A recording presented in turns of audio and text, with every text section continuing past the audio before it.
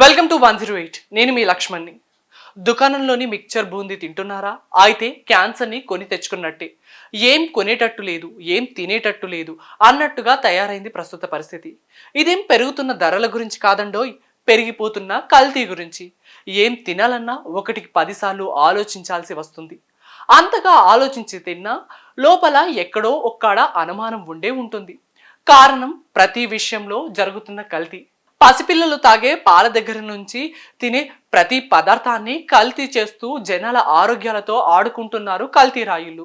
ఈ క్రమంలో దుకాణంలో దొరికే మిక్చర్ బూందీ విషయంలోనూ సంచలనమైన విషయాలు బయటకు వచ్చాయి. మామూలుగానే దుకాణంలో దొరికే మిక్చర్ ఎక్కువ రోజులైతే వాసన పట్టేస్తుంది. ఇక అలాంటిది ఆ మిక్చర్ను కాలం చెల్లిన పదార్థాలతో తయారు చేస్తే ఇంకేమైనా ఉందా? అనారోగ్యాన్ని మనమే డబ్బులిచ్చి కొన్నట్టే. అలా అని అన్ని కంపెనీలు మిక్చర్ బూందీ కల్తీ అవుతున్నాయని కాదండోయ్. కొన్ని లోకల్ కంపెనీలు మాత్రం ఇలాంటి అక్రమ మార్గాలు ఎంచుకొని ప్రజల ఆరోగ్యాలతో ఆడుకుంటున్నారు. మేడ్చల్ జిల్లా మేడిపల్లి పిఎస్ పరిధిలోని పర్వత్పురంలో మిక్చర్ బూందీ తయారు చేసే కంపెనీపై మల్కాజ్గిరి ఎస్ఓటి పోలీసులు దాడులు చేశారు. మిక్చర్ బూందీ తయారీలో వాడే కాలం చెల్లిన కెమికల్స్ తో పాటు ఎక్స్పైర్ అయిపోయిన మిక్చర్ బూందీ పల్లి ప్యాకెట్లను స్వాధీనం చేసుకున్నారు.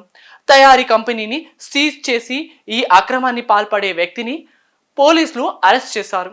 మిక్చర్ బూందీ తయారీలో భాగంగా ఎక్స్పైర్ అయిపోయిన కెమికల్స్ ని వాడుతున్నట్లు ఎస్ఓటి పోలీసులు గుర్తించారు. మిక్చర్ బూందీ పల్లి ప్యాకెట్లను కూడా ఎక్స్పైర్ అయిపోయినా సరే వాటిని దుకాణదారులకు అమ్ముతున్నట్లు గుర్తించారు.